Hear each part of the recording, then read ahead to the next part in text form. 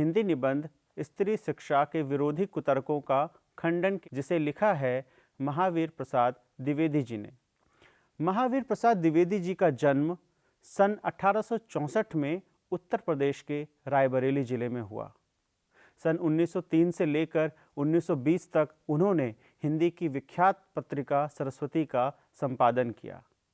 द्विवेदी जी ने हिंदी को नया रूप, नया आकर्षण भी प्रदान किया और इसके लिए वे हिंदी साहित्य में आज भी जाने जाते हैं। आइए हम इस पाठ पर अपनी चर्चा आरंभ करें।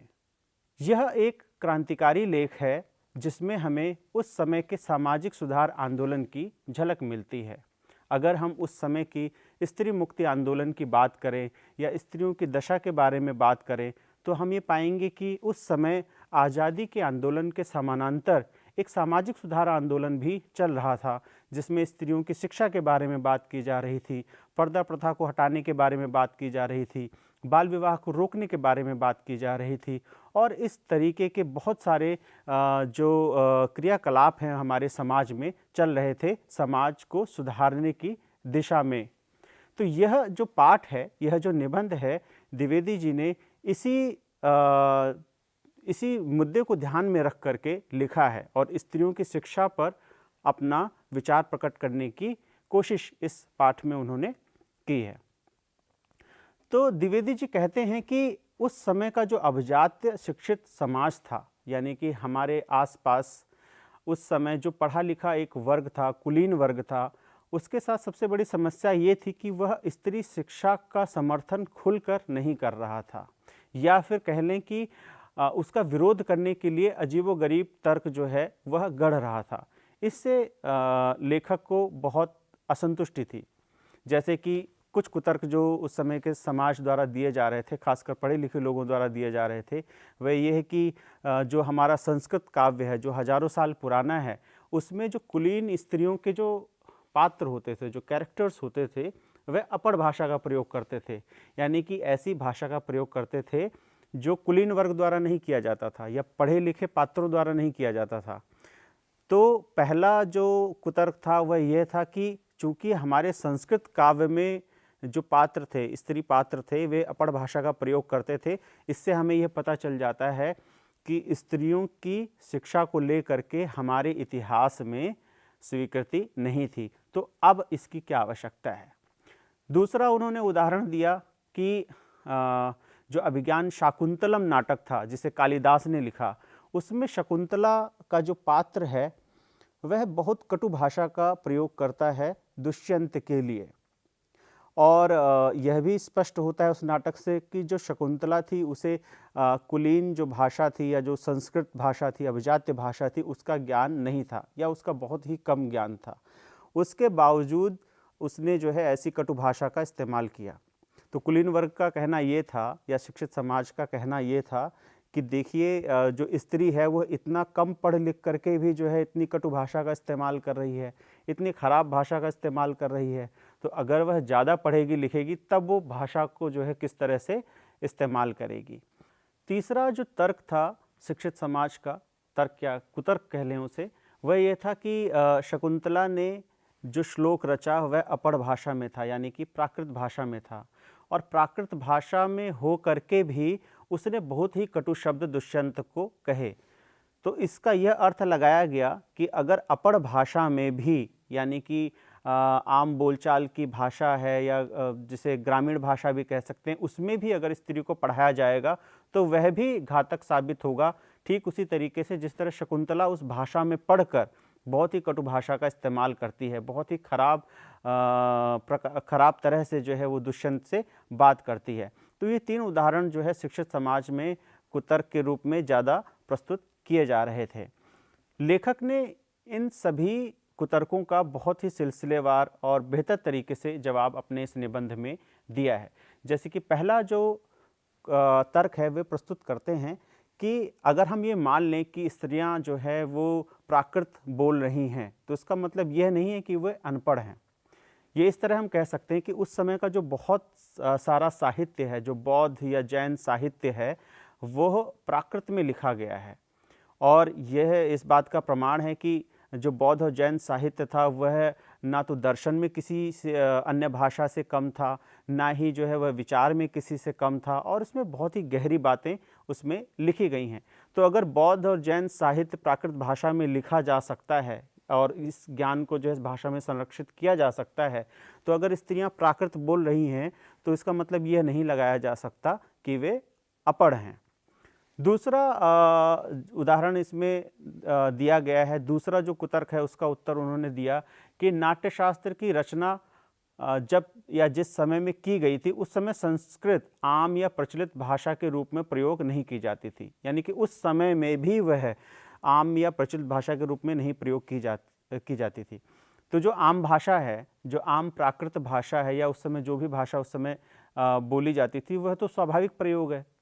तो अगर स्त्रियां उसका प्रयोग कर रही हैं तो हम उसे क्या उनका अशिक्षित होना मान सकते हैं? और अगर हम मानेंगे तो उस समय की जो बहुसंख्य जनसंख्या है उसे भी हमें स्त्रियों के साथ साथ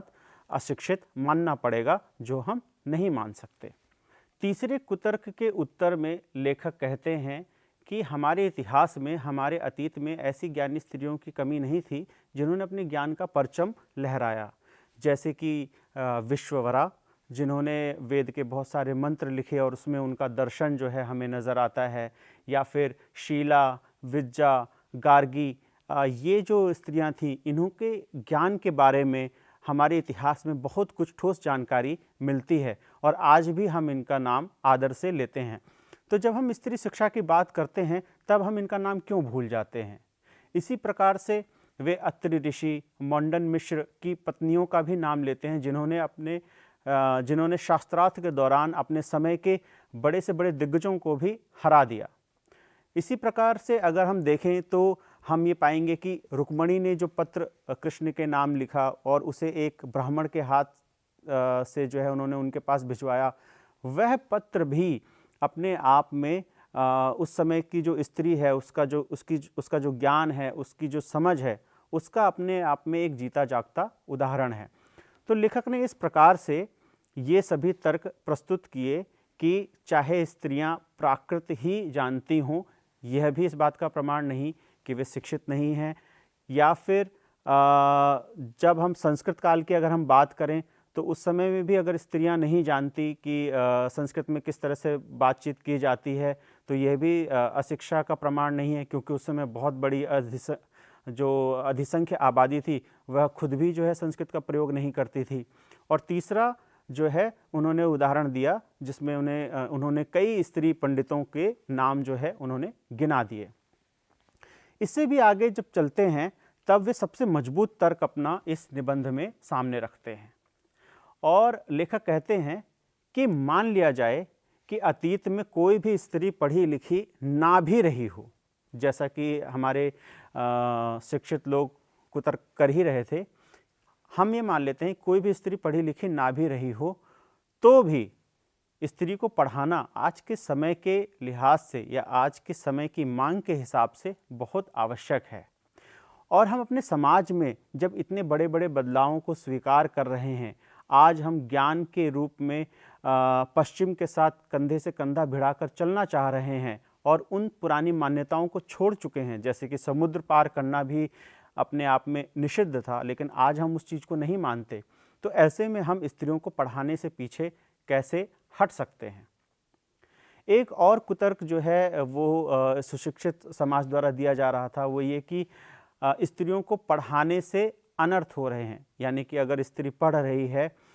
तो वह अपने अधिकार के प्रति सजग हो रही है और इसके माध्यम से समाज में एक टूटन पैदा हो रही है, एक दरार पैदा हो रही है, या फिर परिवार की जो संरचना है वह उसमें जो है वह बिखर रही है। लेकिन अगर हम यह माने कि स्त्री को पढ़ाने से समाज में अनर्थ हो रहा है, तो यह भी सही है कि पुरुषों को भी पढ़ाने से जो है अनर्थ पैदा हो रहा है। यानी कि इतने पुरुष जो पढ़ लिख रहे हैं, कोई बम बना रहा है, कोई परमाणु हथियार विकसित कर रहा है, कोई विनाश के हथियार और साधन जुटा रहा है, तो ये सब तो समाज के लिए, मानवता के लिए घातक ही हुए ना। तो अगर हम पुरुषों को पढ़ाने पर रोक नहीं लगा सकते यह कहकर कि उनको पढ़ाने से अनर्थ हो रहा है, तो स्त्रियों को पढ़ाने से हम कैसे कह सकते हैं कि अनर्थ हो रहा है? तो ये तर्क उन्होंने बहुत मजबूती से अपने इस निबंध में सामने रखा। इसके आगे एक और मजबूत तर्क लेखक प्रस्तुत करते हैं, वह यह है कि क्या अन्याय का विरोध करना अनर्थ है। यानी कि हमारा जो सुशिक्षित समाज है वह शकुंतला का उदाहरण देकर कहता है कि शकुंतला आम बोलचाल की भाषा में भी, प्राकृत भाषा में भी दुष्यंत के प्रति कड़वे वचन का इस्तेमाल करती है। एक पुरुष के लिए इतने असभ्य शब्दों का इस्तेमाल करती है, तो क्या वह इस्तेमाल करना गलत था? मतलब एक पुरुष जो अपनी स्त्री को भूल चुका है, उसे स्वीकार नहीं कर रहा है, उसे अपना नहीं रहा है, तो ऐसे में क्या स्त्री अगर उसे उसकी आलोचना कर रही है या उसका प्रतिरोध कर रही है, तो क्या हम उसे गलत माने? तो क्या हम उसे न्याय संगत मान लें? इसी प्रकार से रामायण में जब सीता का उदाहरण दिया जाता है कि सीता जो है वो राम के प्रति कठोर वचनों का इस्तेमाल करती हैं, तो वह भी एक अन्याय के विरोध के रूप में सामने आता है। उसे हम इस प्रकार से नहीं देख सकते कि स्त्री जो है वह पुरुष के विरुद्ध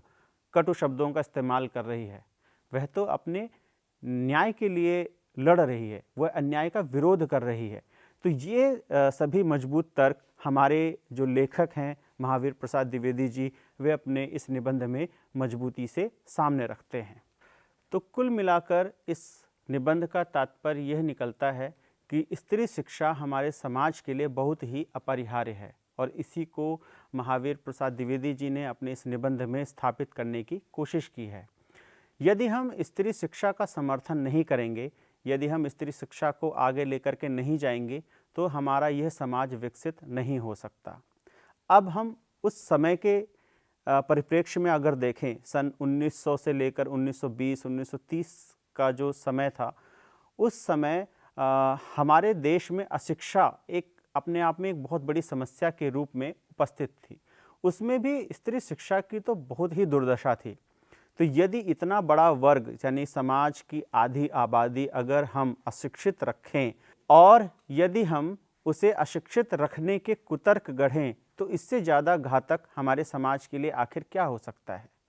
क्या आधी आबादी को अशिक्षित रखकर हम अपने समाज को आगे ले जा सकते हैं? क्या आधी अशिक्षित आबादी को लेकर हमारा देश यूरोप की बराबरी कर सकता है? और यही चिंता हमारे जो लेखक हैं महावीर प्रसाद द्विवेदी या उनके जो समकालीन दार्शनिक विचारक लेखक थे, उनके भीतर यही बेचैनी थी कि हम किसी भी तरीके से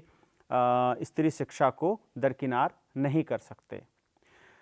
द्विवेदी जी लिखते हैं कि हमारे समाज में जो इस तरह के कुतर्क गढ़ने वाले लोग हैं, इनके लिए तो दंड की व्यवस्था होनी चाहिए। यानी कि वे इसके हिमायती हैं कि अगर कोई अपने कुतर्कों के माध्यम से स्त्री शिक्षा को रोकने की कोशिश करे, तो उन्हें बाकायदा दंड देने की आवश्यकता है। यानी कि अगर उन्हें दंड देकर रोका जा सकता है, तो भी यह करने की आवश्यकता है। तो इस प्रकार से यह जो लेख है पूरा, यह स्त्री शिक्षा को अपने केंद्र में रखकर चलता है और उसकी गरिमा को, उसकी आवश्यकता को अपने समय के संदर्भ में स्थापित करता है। प्यारे छात्रों, स्त्री शिक्षा का जो मुद्दा है, स्त्री शिक्षा की जो चिंता है, वह उस समय की ही चिंता नहीं थी, वह आज भी हमारे समाज की चिंता बनी हुई है। आज भी हमारे देश में स्त्री शिक्षा का स्तर बहुत नीचे है। तो एक तरह से देखा जाए तो यह जो निबंध है, यह आज भी पूरी तरह से प्रासंगिक है। इसे हमें पूरी गंभीरता से समझना बहुत आवश्यक है, ताकि हम स्त्री शिक्षा के क्षेत्र में भी गंभीरता से काम कर सकें। लेख के अंत में, निबंध के अंत में लेखक कहते हैं कि बहुत से लोग यह भी तर्क देते हैं कि जो शिक्षा व्यवस्था है वह उस तरीके की नहीं है कि स्त्री को जो है उसमें शामिल किया जाए। यानी कि जो स्कूल हैं या फिर जहाँ पर शिक्षा दी जा रही है वह किस तरह की जगह है, या फिर शिक्षा में जो है पढ़ाया क्या जा रहा है। तो लेखक ये कहते हैं कि इन मुद्दों पर अलग से बहस की जा सकती है कि हमारी शिक्षा व्यवस्था कैसी होनी चाहिए, उसमें हमें क्या क्या पढ़ाने की आवश्यकता है, किन विषयों को उसमें शामिल करने की आवश्यकता है। विज्ञान है, गणित है, समाजशास्त्र है, या समाज विज्ञान के जो भी विषय हैं, या फिर इतिहास है, ये जितने भी विषय हैं इनमें से क्या क्या हमें पढ़ने की आवश्यकता है और क्या क्या पढ़ने की आवश्यकता नहीं है, इस पर बाकायदा बहस की जा सकती है। इस पर भी बहस की जा सकती है कि क्या शिक्षा किसी स्कूल जैसी जगह पर ले जाकर दी जाए या वो घर में भी दी जा सकती है, इस पर भी बहस की जा सकती है। इस पर भी बात की जा सकती है कि शिक्षा प्रदान करने की सही उम्र क्या होनी चाहिए। क्या वो 5 साल की उम्र में शुरू की जाए, क्या वो 10 साल की उम्र में शुरू की जाए, इस पर भी बहस की व्यापक संभावना हमारे बीच उपस्थित हो सकती है। उस समय की जो ब्रिटिश शासन व्यवस्था थी वह शिक्षा को अपने हिसाब से देख रही थी कि शिक्षा जो है वो अंग्रेजी में होनी चाहिए या फिर शिक्षा इस तरह से होनी चाहिए जो युवा पीढ़ी को इस तरह तैयार करे कि अंग्रेजी शासन व्यवस्था को जो क्लर्क चाहिए या उनके शासन को चलाने के लिए जो लोग चाहिए वो उससे तैयार हो सकें। तो इस पर भी बहस की काफ़ी गुंजाइश थी। इसे महावीर प्रसाद द्विवेदी जी ने अपने इस निबंध में इंगित किया है। तो कुल मिलाकर वे ये कहते हैं कि शिक्षा व्यवस्था की ये जो सारी खामियां हैं, ये जो सारी कमियां हैं, इन पर खूब बहस की जा सकती है, इन पर बातचीत की जा सकती है और वह अपने आप में एक अलग मुद्दा है। लेकिन इसके बहाने से हम यह नहीं कह सकते कि स्त्री को शिक्षा ना प्रदान की जाए। जब यही सब तर्क देकर हम लड़कों को स्कूल जाने से नहीं रोक रहे, तो यही कुतर्क देकर हम स्त्रियों को किस तरीके से या बालिकाओं को किस तरीके से स्कूल जाने से रोक सकते हैं। तो महावीर प्रसाद द्विवेदी जी इस पर भी सवाल खड़ा करते हैं। ये जो निबंध है यह कुल मिलाकर स्त्री शिक्षा के खिलाफ जितने भी कुतर्क हमारे समाज में उस समय गढ़े जा रहे थे और उनमें से कई तो आज भी गढ़े जा रहे हैं, उन पर एक जोरदार प्रहार करता है। इससे हमें ये भी पता चलता है कि जो हमारे लेखक हैं वह अपने समय अपने समाज के प्रति कितने सजग थे और ख़ासकर स्त्री के मुद्दों को लेकर के भी वे कितने जागरूक थे और अपने समय के हिसाब से कई साल आगे की सोच रखते थे। तो छात्रों, मैं आशा करता हूँ कि इस पाठ के जरिए आपने तत्कालीन समाज में स्त्री शिक्षा की दुर्दशा को महसूस किया होगा और जाना होगा कि लड़कियों को पढ़ने से रोकने के लिए एक तथाकथित समाज भी किस प्रकार एकजुट हो गया था और तरह तरह के कुतर्क गढ़ रहा था। दरअसल स्त्री शिक्षा को लेकर हम सभी को आज भी संवेदनशील होने की आवश्यकता है, क्योंकि आज भी इस स्थिति में पर्याप्त सुधार नहीं हुआ है। आप इस पाठ का स्वाध्याय करते हुए चिंतन मनन करते रहें। इसी शुभकामना के साथ हम एक नया पाठ लेकर फिर से उपस्थित होंगे। धन्यवाद।